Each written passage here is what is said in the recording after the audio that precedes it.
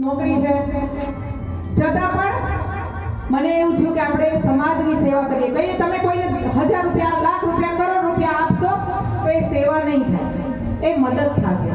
સેવા એ આ જ છે કે લોકો પાસે જઈએ ને, લોકોની પીડા સમજીએ અને લોકોની પીડાને ઉજાગર કરીને સામે લઈને એને કંઈક મદદ કરીએ. એટલે આમ આદમી પાર્ટી છે એ સંઘર્ષમાંથી ઊભી થયેલી પાર્ટી છે અને જે સંઘર્ષ અમે જોયો છે.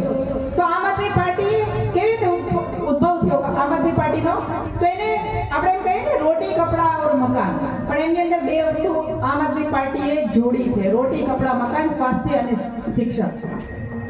આપણે સૌ જાણીએ છીએ કે શિક્ષણ છે સૌથી વધારે મોંઘું થઈ ગયું છે. મોંઘું થયું છે, એમની સાથે સાથે નોકરી નથી. મિત્રો, આપણે બધા એજ્યુકેટેડ છીએ, આપણે બધા ટીવીમાં જોતા હશું આમ આદમી પાર્ટીની વિચારધારાની સાથે. આમ આદમી પાર્ટી આજે જોવા જઈએ તો આમ આદમી પાર્ટી 13 વર્ષની થઈ છે, 13 વર્ષનું બાળક છે, પણ એ બાળક 21મી સદીનું છે. એનું આપણે ગર્વ છે. એ જૂના નથી. જે કોંગ્રેસ અને ભાજપ છે અત્યારે બુઢા થઈ ગયા છે, અને આમ આદમી પાર્ટી છે 13 વર્ષનું બાળક છે, અને 13 વર્ષના બાળકે ઘણું બધું અચીવ કર્યું છે.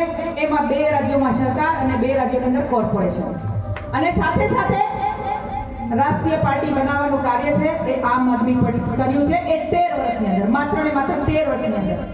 તો તમે એને યાદ કરીને તમે જુઓ કે 13 વર્ષની અંદર આજે આપણી પાર્ટી અહીંયા સુધી પહોંચી ગઈ, તો આવનાર સમયમાં આમ આદમી પાર્ટીની વિચારધારા ક્યાં સુધી પહોંચશે? આમ આદમી પાર્ટીના રાષ્ટ્રીય સંયોજક શ્રી અરવિંદ કેજરીવાલે આપણા તમારા જેવા નવજવાનોને આહવાન કર્યું છે કે તમે પાર્ટીમાં આવો, વિધાનસભા લડો, લોકસભા લડો, કોર્પોરેશન લડો, તાલુકા પંચાયત લડો, જિલ્લા પંચાયત લડો, પણ તમે આમ આદમી પાર્ટીમાં આવો. કઈ ભાજપ અને કઈ કોંગ્રેસના લોકો તમને કહે છે, કોઈ તમને બેસવા માટે ચેર પણ આપે. અમે ગોપાલ ઇટાલિયાના કેમ્પેનિંગમાં હું 18 દિવસ હતી, સાથે સાથે 2 દિવસ ડ્યુટી પણ કરી હતી. મારી પોસ્ટિંગ જૂનાગઢમાં છે. 2 દિવસ 18 અને 19 મેં ડ્યુટી પણ કરી હતી. ડ્યુટી એટલા માટે લીધી હતી, મારે ડ્યુટી ના કરવાની હોય, પણ મેં ડ્યુટી એટલા માટે લીધી હતી કે ક્યાં ખરાબ, ક્યાં ખોટું થઈ રહ્યું છે એના રિપોર્ટ મારી પાસે. એટલે અમે 18 દિવસ જે કામ કર્યું, રાકેશભાઈ ત્યાં હતા. તમે જો આ ગોપાલ ઇટાલિયાનું જે ઇલેક્શન છે ને, એ દારૂ રહિત હતું. કેમ કે ભાજપ અને કોંગ્રેસ દારૂ લઈને આવે ને તો આ લોકો જઈને ઊભા થઈને પહોંચી જાય. જીતુભાઈ હોય કે રાકેશભાઈ હોય, એ નજર રાખીને જ બેઠા હોય કે કઈ ગાડી નીકળે છે, કઈ ગાડી ઉપર તરાપ મારી છે, કઈ ગાડીને કઈ ઠેકાણે લગાડી છે. અને ગોપાલભાઈ આપણે વારે અત્યારે આપણે ટ્રેન્ડ થઈ ગયો છે કે વિસાવદરવાળી કરવી છે, વિસાવદરવાળી કરવી છે. વિસાવદરવાળી કરવી હોય ને 24 કલાક કામ કરવું પડે.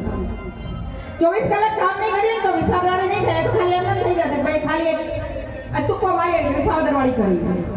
ગોપાલભાઈ, અમને ખબર છે, તમે જીતુભાઈને પૂછો, તમે રાકેશભાઈને પૂછો, ગોપાલભાઈ માત્ર 2 જ કલાક સુતા હતા. અને લોકોના ઘર એક વ્યક્તિ પાસે ગયા છે, એક વ્યક્તિના ઘરે ગયા છે, લોકોની પીડા જોઈ છે.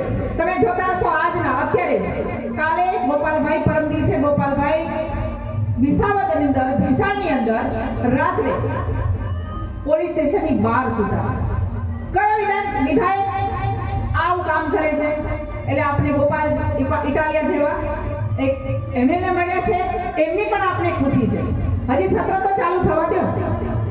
અત્યારે બધાને ગાડા કર્યા છે, સત્ર ચાલુ થશે ત્યારે શું થશે? એટલે મિત્રો, કહેવાનો મારો ભાવાર્થ એ છે કે ગોપાલ ઇટાલિયા બનવા માટે આપણે કોર્પોરેશનમાં 48 વોર્ડ છે, તો એ 48 વોર્ડની અંદર 4 કરીને, મારું ગણિત બહુ નબળું છે એટલે 4 કરીને ગણો કેટલા લોકો છે. 192 ગોપાલ ઇટાલિયા થશે ત્યારે કોર્પોરેશનમાં આપણે રાજ કરીશું. તો આપણે તૈયાર છીએ ગોપાલ ઇટાલિયા થવા માટે? તૈયાર છે ને? તો ગોપાલ ઇટાલિયાની જેમ આપણે બધાએ કામ કરવું પડશે. જો ગોપાલ ઇટાલિયાની જેમ કામ નહીં કરીએ તો માત્ર ને માત્ર